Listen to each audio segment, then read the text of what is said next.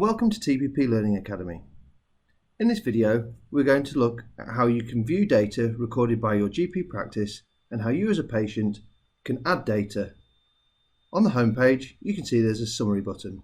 Clicking on that will give you a list of important key medical information recorded by your practice.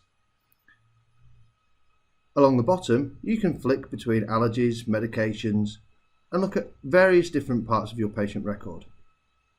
Clicking the plus will allow you to add bits of information, for example a reading, where you can select the date and what the reading was. Keying in the numeric data and clicking save in the top right. This will then show you the progress information so you can track and view your weights that have been recorded against your record.